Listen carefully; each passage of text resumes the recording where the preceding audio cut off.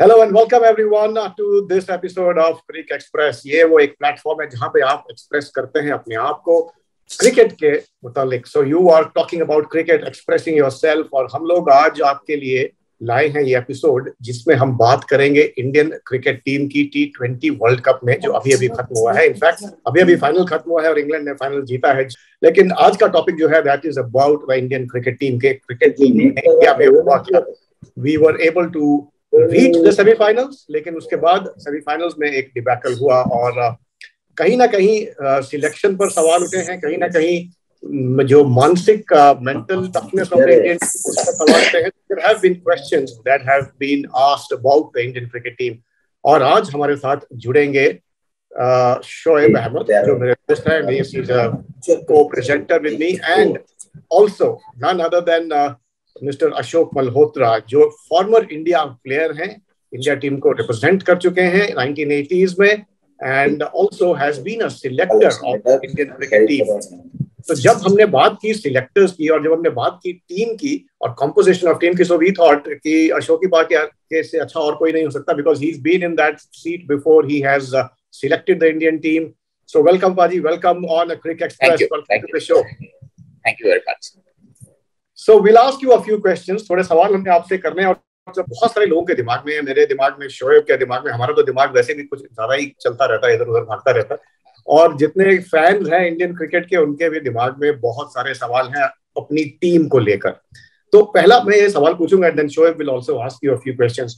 हम लोग ये जानना चाहते हैं कि जब सिलेक्टर्स टीम बनाते हैं वर्ल्ड कप के लिए, बड़े टूर्नामेंट के लिए, तो फिर वो टीम कैसे बनाते हैं? What is there in the mind? क्या दिमाग में रख के टीम को चूज किया जाता है एक बड़े टूर्नामेंट के लिए?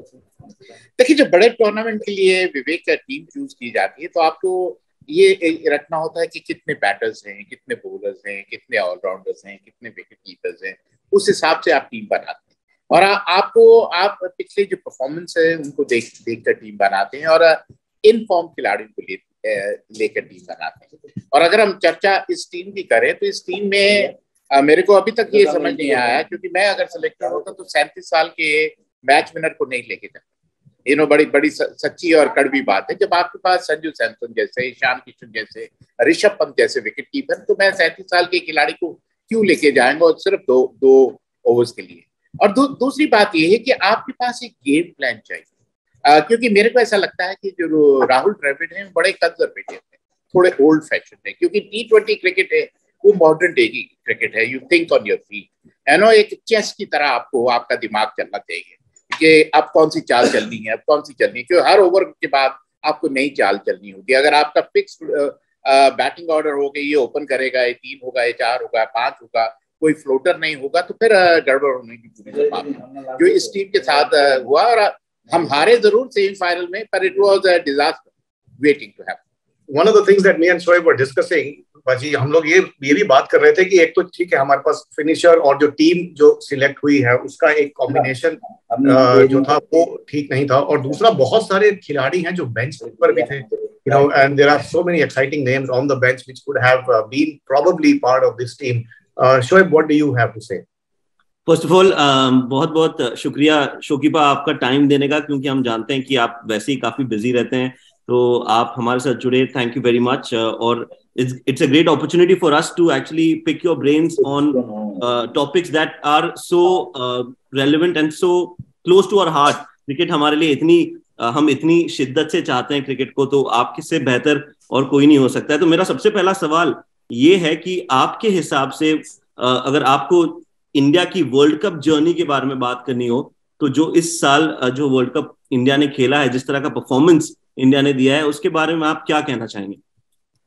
देखिए, सबसे बड़ी बात है कि जब इंडियन टीम यहाँ से गई, हम सबका ये नजरिया था कि हमारी बॉलिंग बहुत कमजोर है, लेकिन क्योंकि पर्थ में हम लोग खेले, मेलबर्न में खेले, जहाँ बॉल स्विंग होता है, तो हमारे जो स्विंग बॉलर्स थे वो काफी कारगर साबित हुए। चाहे वो भुवनेश्वर कुमार की बात करें या अर्शदीप की बात करें या फिर मोहम्मद शमी की बात करें, तीनों को वो जो मददगार पिचेस थे उनसे काफी मदद मिली, जिसके चलते उनकी वो कमजोरी दिखाई नहीं दी।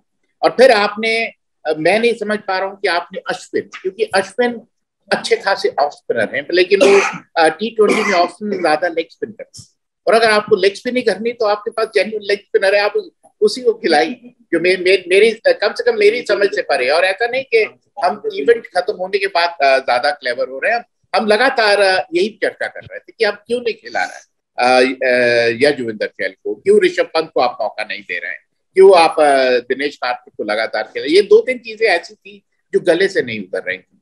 और जहां तक राहुल और रोहित का सवाल, वो बड़े एडमेंट थे कि हम इसी तरह खेलेंगे, ये हमारा तरीका है। और जो परेशानी ये थी कि जब आपका जो ओपनिंग पार्टनरशिप है 6 ओवर में 30 से 38 है उनका मैक्सिमम पावर प्ले, अगर पावर प्ले में आप एक्सेलरेट नहीं कर पा रहे हैं तो मैच तो आप वहीं हार जाते हैं। अगर आप देखिए सेमीफाइनल में दोनों टीमें जिन्होंने पावर प्ले में अच्छा किया वो जीती हैं, जिन्होंने नहीं किया वो हारी। पावर प्ले बहुत महत्वपूर्ण होता।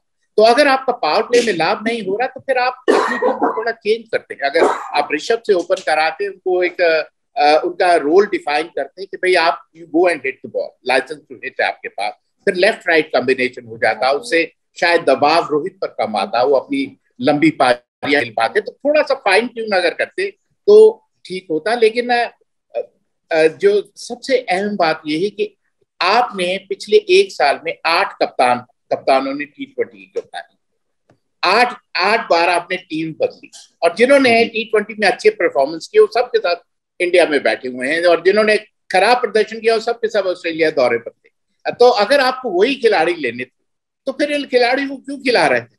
आप उन्हीं को खिलाते जिनको आपने वर्ल्ड कप में खिलाना था। तो आपने जो टीम का जो प्लानिंग थी, जो तैयारी थी, वो शायद बेहतर नहीं हुई। और मैं एक बार फिर दोहरा दूं कि मेरे लिए Rahul Dravid good coach for test cricket, one day cricket, लेकिन जहां तक T20 का सवाल, ही इज टू कंजर्वेटिव और too old fashion to be a T20। कहीं ना कहीं बाजी ऐसा लगता है कि महेंद्र सिंह धोनी को अगर एज अ मेंटर, जैसे मैथ्यू हेडन है मेंटर पाकिस्तान टीम के, and he is been a recent cricket player और T20 खेलते रहे हैं रिसेंटली, वैसे ही अगर धोनी हो एज अ मेंटर, तो do you think that will make a difference आने वाले वक्त में?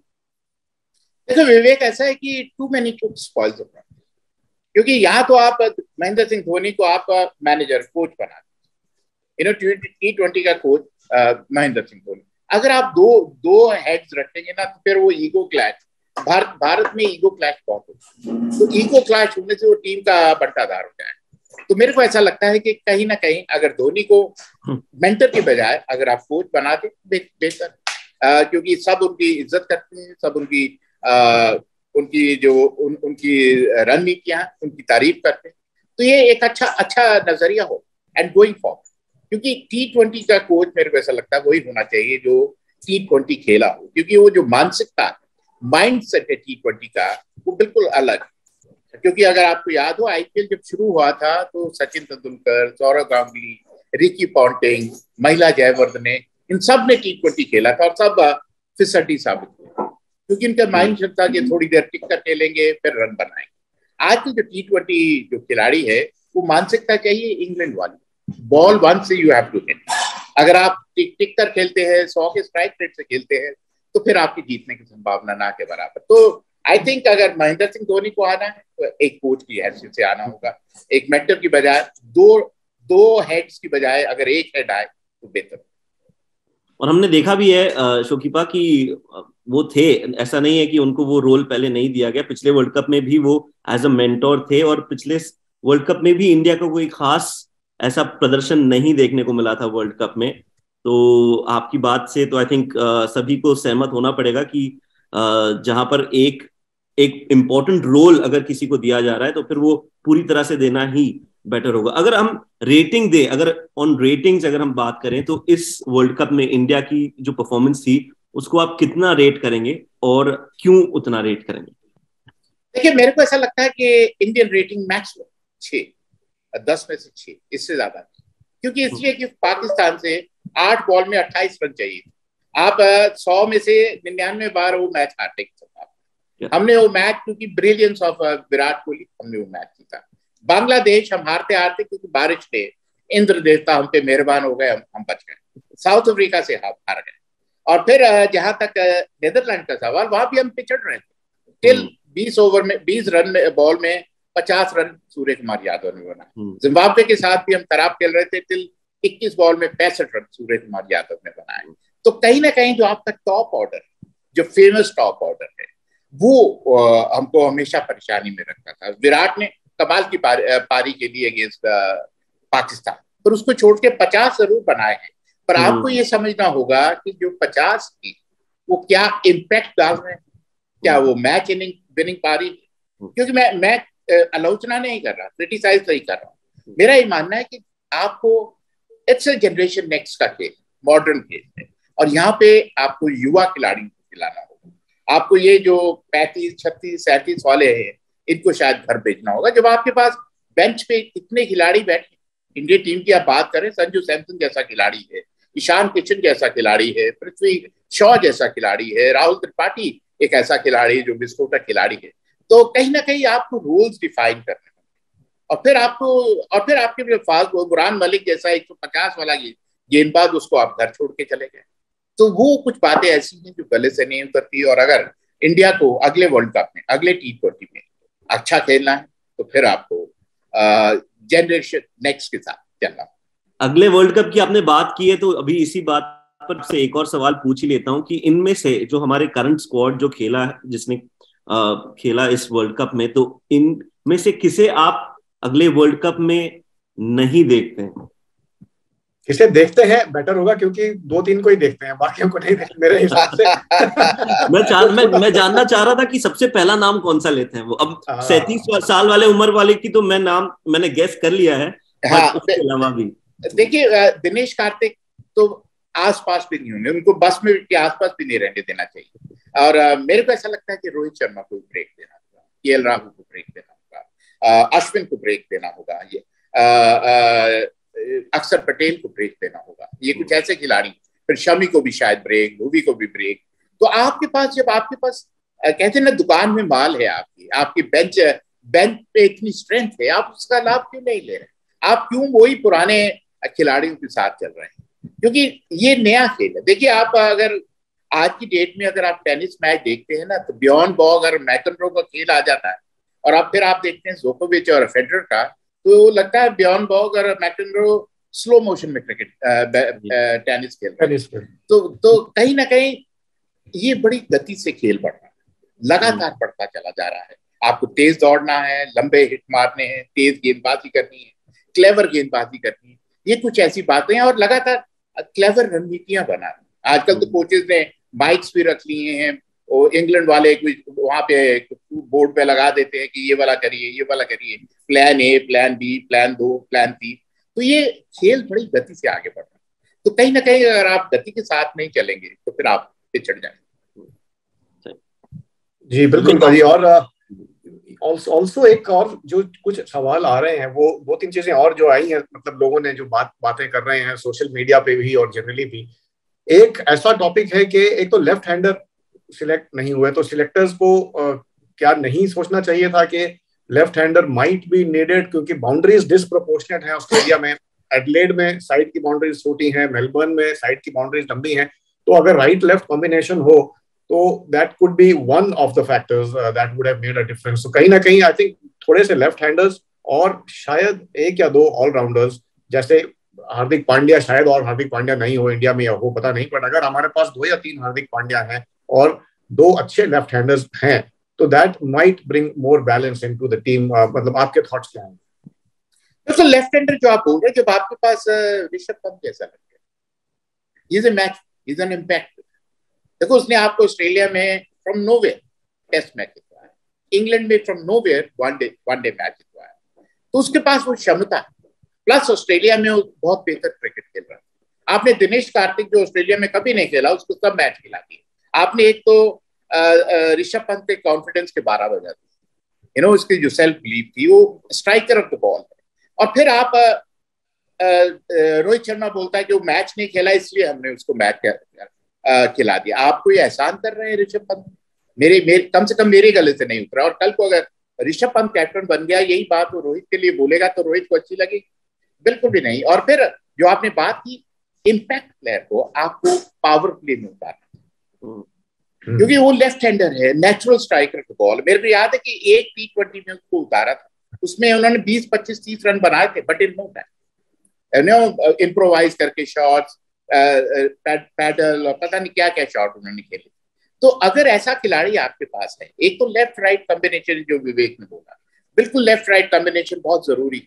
और अब और ज्यादा लेफ्ट हैंडर्स आपके पास नहीं, तो वो फिर परेशानी है। एक जो खिलाड़ी लेफ्ट हैंडर जब आप बोलते हैं, तो एक तिलक वर्मा एक ऐसा खिलाड़ी है जो मुंबई इंडियंस से खेल रहा था, वो एक बहुत भविष्य का खिलाड़ी है। तो आपको युवाओं को मौके देने, अब जैसे आप आपकी टीम गई है, अब न्यूजीलैंड जा रही है, और कप्तानी कप्तानी और कोच दोनों बदलने। कप्तान Hardik Pandya is the best white ball captain. मैं इसलिए नहीं कह रहा हूं क्योंकि गुजरात लायंस को उन्होंने बिल्कुल छोटी टीम के साथ आईपीएल जितवाया, और फिर वो he is man for all season, you know. और अगर बीच में आपके पास विराट है जो आपकी इनिंग को पकड़ के रख सकते हैं, सूर्य कुमार यादव है जो 360 डिग्री खिलाड़ी है, हार्दिक पांड्या है जो कमाल की बल्लेबाजी कर सकते हैं, और अगर संजू सैमसन इसके साथ जुड़ जाते हैं तो फिर आप देखिए आपकी कितनी मजबूत बल्लेबाजी हो जाती है। तो कहीं ना कहीं थोड़ा सा आपको सोचना होगा, थोड़ा सा फाइन ट्यून करना होगा। और ये जो पुराना, जो अगर मैं कहूँ कि जो पुराना माल है थोड़ा अब निकालना होगा, क्योंकि कहते हैं ना आपको अपना इन्वेंट्री जरा लगातार नहीं करते रहना पड़ेगा, क्योंकि अगर लगातार बदलाव नहीं करेंगे तो कहते हैं ना जो बदलाव का नाम ही जीत का दूसरा नाम है। बिल्कुल भाई। एक दूसरी चीज और है जो एक मेरे दिमाग में है सवाल, और मैं काफी सोशल मीडिया पे भी पढ़ रहा हूँ और लोग कमेंट भी कर रहे हैं कि इंडियन प्लेयर्स जो है आईपीएल तो खेलते हैं लेकिन बाकी लीग्स नहीं खेलते। बीबीएल हो गया या इवन इंग्लैंड में कुछ लीग्स हैं या सीपीएल है, बिकॉज बाहर की लीग्स नहीं खेलते हैं तो फिर एक्सपीरियंस वहां का नहीं है, एक्सपीरियंस सिर्फ आईपीएल का है और इंडिया में ही खेलने का एक्सपीरियंस है। तो when they go out in other conditions तो शायद स्ट्रगल करते हैं। आपको लगता है कि ऐसा कुछ है? लेकिन सबसे बड़ी बात है कि बोर्ड अपनी जो लीग को छोटा नहीं करना चाहता। सिंपल थिंग ये कि उनका ये कि अगर हमारे प्लेयर बाहर खेलेंगे तो वो सस्ते हो जाएंगे, वो लीग भी उतनी बड़ी हो जाएगी जितनी आईपीएल। तो परेशानी ये है।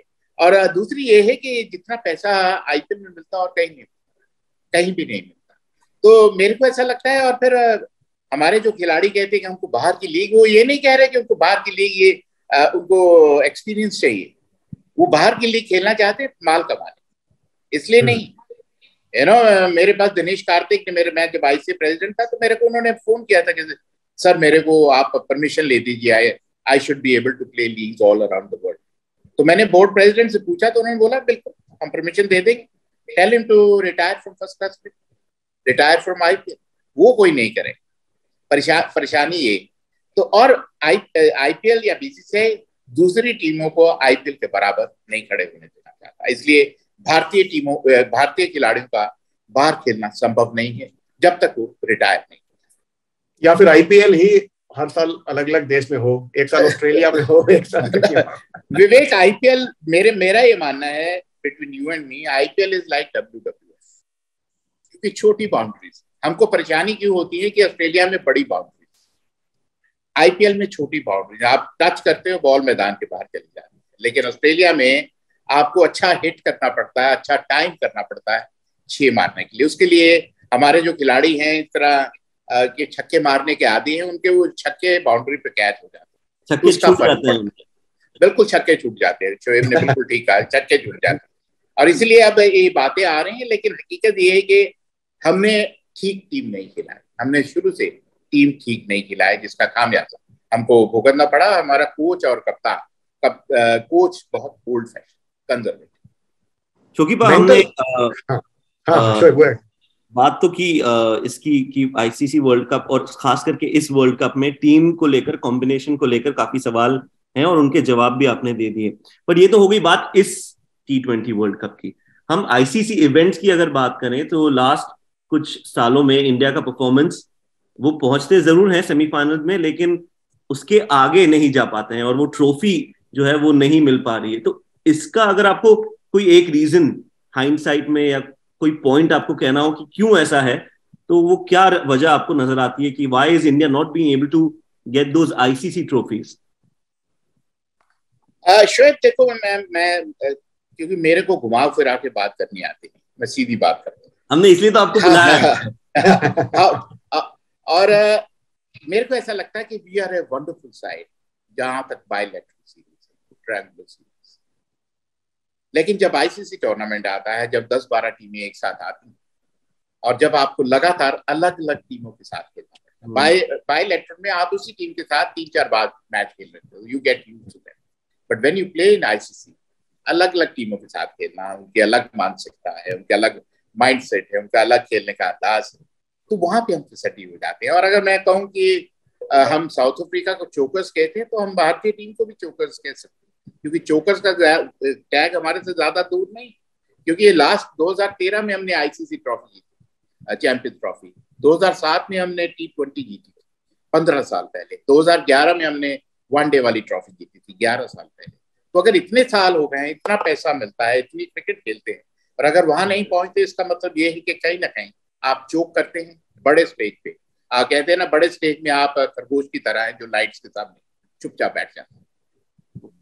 आप भाई ऑस्ट्रेलिया में आप खेले हैं 80s में, बेंसन एंड हेजिस में भी आप खेले हैं, और सो उस टीम में जो 80s में वहां पर खेली थी और जीती, हमें याद है, अभी हम छोटे उस टाइम होते थे, रवि शास्त्री को ऑडी मिली थी गाड़ी, तो वो अभी तक हमारे दिमाग याद होगा, मुझे तो नहीं याद है, मैं तो छोटा था।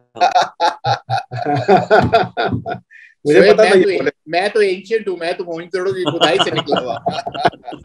मुझे पता था शोएब ये बोलेगा डायलॉग, इसको ये डायलॉग बुलवाने के लिए ही मैंने ऐसा बोला। नहीं, मैं हूं ना, जब लकीर को बड़ा करना होता है तो छोटी लकीर सामने लगा देते, नहीं तो उसको छोटा करना हो तो बड़ी लकीर सामने लगा देते।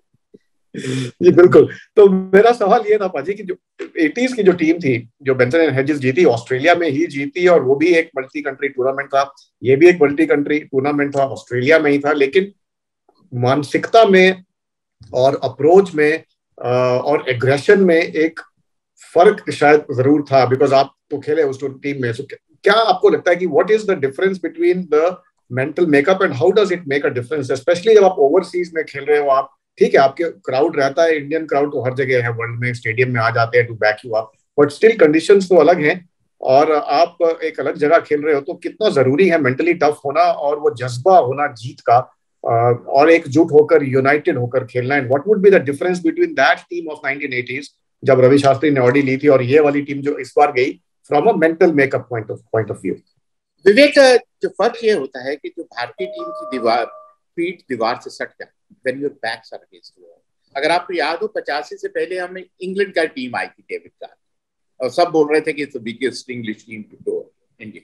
उन्होंने हमको 2-0 से वो सीरीज हराया, तो बड़ा क्रिटिसिज्म हो रहा था, आलोचना हो रही थी, और उसके बाद जब ये टीम गई, इससे कोई आशा नहीं, अपेक्षा नहीं, और जब इस टीम से आशा नहीं होती, जिस तरह 2007 में जो टीम गई, उससे किसी को उम्मीद नहीं, बिल्कुल, लेकिन और वो खुलकर खेल रहे थे, बिंदास खेल रहे थे। और फिर उस टीम में अगर मैं कहूँ, विकेट्स जो है ऑस्ट्रेलिया की, उस मीडियम पेसर्स को बहुत मदद करती है, जहाँ स्विंग करना है। हमारे पास कपिल था, मदन था, रॉजर डेनी था, मोहिंदर अमरनाथ था, और फिर 2 अच्छे स्पिनर थे, शिवा एंड रवि शास्त्री। तो वो मिलकर एक बैट, हमने किसी भी टीम को 150-160 से ज्यादा रन नहीं करते।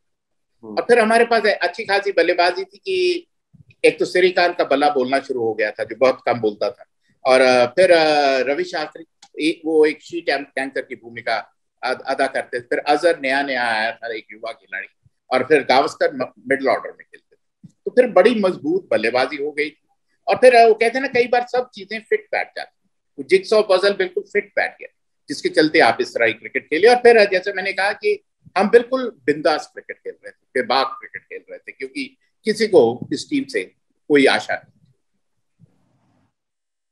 तो ये जो आशाओं का जो भार है, ये आप इसको एक दोषी मानते हैं कि इसके वजह से टीम पर एक्स्ट्रा प्रेशर जरूर आता है? जब भी कोई टीम ऐसे बड़े आईसीसी नॉकआउट टूर्नामेंट में जाती है, तो जो इंडियन क्रिकेट टीम पर कुछ हमेशा से ही एक्स्ट्रा प्रेशर रहता है टू परफॉर्म।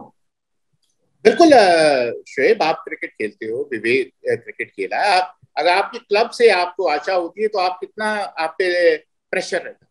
इमेजिन करिए कि 1 बिलियन लोगों का प्रेशर, तो प्रेशर तो रहेगा, और 1 बिलियन लोग में हर आदमी सिलेक्टर है, हर आदमी कोच है, और हर एक के पास कोई ना कोई सलाह, तो आपको उन सब की कसौटी पर खरा उतर।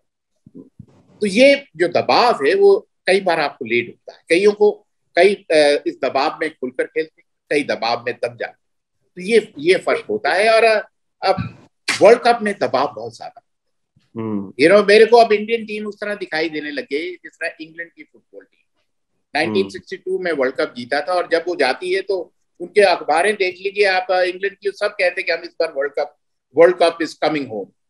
तो वही इंडिया की हालत है कि जब वर्ल्ड कप के लिए जाती है तो हम यही बात करते हैं, यही चर्चा करते हैं कि इस बार वर्ल्ड कप हमारा है, अब की हमारी बारी है। तो वो होता नहीं, लेकिन उम्मीद है, करोड़ों लोगों की आशाएं हैं, तो उसका जो दबाव है वो दिखाई देता और चेहरों पे दिखाई देता। और बाकी ये रोने वाली कहावत, ये दिखाने के कहते हैं ना, मगरमच्छ के आंसू। क्योंकि आप देखिए जो भी टीम हारती है उसका कोई ना कोई खिलाड़ी आपको रोता दिखता है, वो वेदर मगरमच्छ के आंसू बाहर रहा है या असली आंसू बाहर आए, किसी को नहीं पता। जो आप सॉरी, हाँ, और इतने सवाल है कि हम मरे जा रहे हैं एक दूसरे से सवाल पूछने के। चलो आप बोलो शोएब। नहीं, मैं ये पूछना चाह रहा था कि हमने काफी बारीकी से देख लिया और परख लिया कि टीम में क्या इंप्रूवमेंट्स हो सकती हैं, लेकिन अगर आपको कुछ ऐसा पॉजिटिव देखना हो टीम में जो इस वर्ल्ड कप से निकल कर आया है टीम इंडिया के लिए, तो वो क्या है? हर्षदीप सिंह की बॉलिंग, फॉर मी हर्षदीप की बॉलिंग, क्योंकि वो भी एक्सीडेंट ही हुआ, क्योंकि हमने हर्षदीप को सिलेक्ट नहीं किया था, हमने हर्षल पटेल को सिलेक्ट किया। वो इंजर्ड हो गए, इसलिए हर्षदीप को मौका मिल गया। और एंड आई वुड से कि इवन शमी जब टीम में आए तो उससे भी थोड़ा it added muscle to our bowling. पर for me the biggest impact इस टूर्नामेंट में जिसने डाला वो है अर्शदीप और सूर्य कुमार यादव। राइट। सो 2 साल बाद की टीम भाजी अगर बननी है तो थोड़ा सा अब आपको सिलेक्टर के मोड में हम डाल देते हैं, बिकॉज आप सिलेक्टर रह भी चुके हैं। तो क्या होगी, कुछ ऐसे 10, 12, 14 नाम, जरूरी नहीं है कि 11 नाम ही हो, it can be 7, 8 also, can be 12, 13 also, but what will be your team if you were to select a team today? Suppose there is a World Cup happening next week or next month or whatever, आने वाले समय में world cup हो रहा है और हमें India की बेस्ट टीम देखनी है, तो क्या टीम होगी? देखिए, मेरे लिए हार्दिक पांड्या भी कैप्टन, हार्दिक पांड्या कैप्टन होंगे।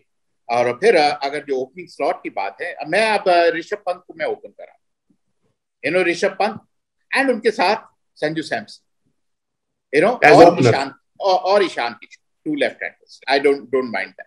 एंड फिर 3 पे अगर ये दोनों ओपन करते हैं तो 3 पे विराट है, जो विराट जो इनिंग को पकड़ के रखेगा। 4 पे सूर्य कुमार यादव है, 5 पे आई वुड से हार्दिक पांड्या, 6 पे I give the role to Sanju Samson to go and accelerate in the slot, क्योंकि he is a natural striker of the ball. And then I will have Jadeja in the side at number 7, because Jadeja इसमें नहीं था, तो we have missed it. So I'll have Jadeja at number 7. Then number 8, when you talk about, I'll have Ravi Bishnoi playing, because Ravi Bishnoi ने एक ही match खेला है पाकिस्तान के against, अच्छी बॉलिंग की है, और उसके बाद आपने उनको स्क्रैप हीप पे डाल दिया है। मैं नहीं समझ पा रहा हूँ क्यों। फिर मैं I'll have Umran Malik side, he is quick, I'll give him chances। एक मैच के बाद उसको मैं गड्ढे में नहीं फेंकूंगा। Another guy which impresses me is somebody like Mohsin Khan. Mohsin Khan जो बड़ी अच्छी गेंदबाजी उन्होंने की है, मोहसिन खान। फिर I'll have somehow शार्दुल हक if he is fit in the side, because he is a kind of an all-rounder, and वो जब भी जाते हैं कुछ ना कुछ करके निकलते हैं। Arshdeep Singh I will definitely have in my side. I will not have Bhuvi, I will not have Shami. Bumrah, if he comes back, if he's fit, then he automatically comes in. तो ये मिलजुला के यही 11-12 अगर है। और फिर आपके पास कहीं ना कहीं I will like Yuzvendra Chahal, if he keeps bowling well, I will try Yuzvendra Chahal, and if need be even Kuldeep Yadav, because wrist spinners are always more effective in team. और वो जो formula हमने अपनाया था Kuldeep and Yuzvendra Chahal, वो काफी successful हुआ था। एक टूर्नामेंट हम खराब खेले, उसके बाद वो सारा हमने बदल दिया। लेकिन कहीं ना कहीं I think you need to have 2 wrist spinners in the side. Finger spinners are not very effective nowadays. जितने बड़े हिटर हैं, जितने बड़े लठैत हैं आजकल, वो फिंगर स्पिनर्स को बड़ी आसानी से मारते हैं। रिस्ट स्पिनर्स हैं, उनके पास वेरिएशन है, वैरायटी है, वो जो स्टेप आउट करने में थोड़ा घबराए।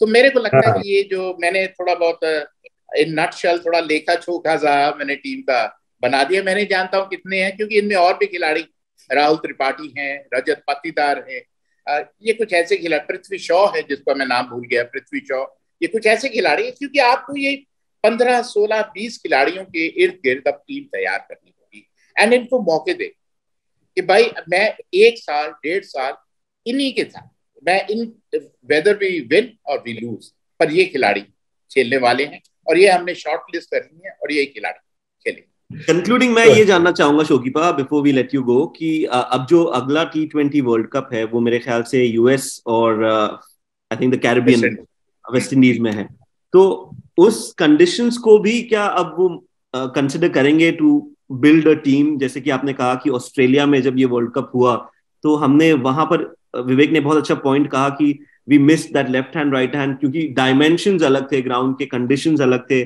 और पिचेस अलग थी। तो क्या वो भी कंसिडर किए जाएंगे in terms of the selection going into the next 2 years, कि हम जब वहां खेलने जा रहे हैं तो वहां के हिसाब से कौन से प्लेयर्स होंगे जो फिट करेंगे रोल? बिल्कुल, क्योंकि शायद वहां स्पिनर ज्यादा, क्योंकि वेस्ट इंडीज विकेट सब उस तरह की तेज विकेट्स नहीं, स्पिनर्स का ज्यादा बोल वाला रहने वाला। और अगर मैं कहूँ कि ज्यादा अच्छी बैटिंग के लिए विकेट नहीं है, जहाँ बॉल थोड़ा रुक कर आता है, थम कर आता है, टर्न करता है, तो कहीं ना कहीं आपको जो गेंदबाज ज्यादा, और अगर ऑलराउंडर हो तो सोने पे सुहागा, तो स्पिनर्स निश्चित रूप से कारगर साबित होंगे। और जहां तक फास्ट बॉलिंग का सवाल, उसमें अगर आप ऑलराउंडर्स डाल पाए बेहतर। और फिर मैंने जो लेफ्ट हैंडर्स की बात की, मोहसिन खान, अर्शदीप सिंह, ये 2 ऐसे खिलाड़ी जो खेल कर पलट सकते हैं और जो गति वाले गेंदबाज हैं, अच्छी लाइन और लेंथ से गेंदबाजी करते हैं, पावर प्ले में गेंदबाजी करते हैं, स्लॉग में गेंदबाजी कर सकते हैं, और man for all season and not to forget Jasprit Bumrah, if he comes back in, तो आई थिंक आपकी बॉलिंग फिर बड़ी सेटल्ड लुक देने वाली है। और बैटिंग की भी जो हमने बात की, अगर ये सारे खिलाड़ी खेलते हैं, क्योंकि T20 इनको खेलना, और ये modern day cricketers, generation next cricketers, तो निश्चित रूप से अगर आप इन पे थोड़ा यू इन्वेस्ट ऑन देम, तो मेरे को ऐसा लगता है कि Indian team can compete. I wouldn't say कि वी कैन विन, वहां पे one bad day and you are out of the tournament, पर डेफिनेटली वी कैन कम्पीट। बिल्कुल, जनरेशन नेक्स्ट क्रिकेटर्स और जनरेशन नेक्स्ट की ही जरूरत अब रहेगी once the team composition changes. बहुत सारे बदलाव जो हैं, उम्मीदें हैं, लोगों को एक्सपेक्टेशंस हैं कि बहुत बदलाव अब आएंगे and there will be a lot of changes coming in, और हम अब लाते रहेंगे आपके पास थ्रू क्रिक एक्सप्रेस शोकीपा को भी और भी बहुत सारे लोगों को, and on various topics related to cricket. जरूर आप सब्सक्राइब करें इस चैनल को, और we will love to hear your feedback. अपने कमेंट्स हमें जरूर भेजें, और कमेंट्स में ये जरूर लिखें कि आपकी तरफ से कौन सी टीम हो सकती है टीम इंडिया के लिए, क्या टीम आनी चाहिए, क्यों Shoaib? Absolutely, I think I am sure हमारे बहुत सारे जो भी व्यूअर्स होंगे वो देखेंगे और उनका भी एक ओपिनियन होगा, तो we would love to know कि वो क्या सोचते हैं और वो क्या जानते हैं और कहना चाहते हैं। एंड अगर उनके पास भी कोई सवाल हो तो आई एम श्योर शोकीपा will be more than happy to address those questions. लेकिन जाने से पहले हम आपसे एक और वादा लेना चाहेंगे कि आप जल्दी वापस आएंगे और हमारे साथ फिर से जुड़ेंगे, क्योंकि उसके बिना हम आपको जाने नहीं देगा। Thank you, yes,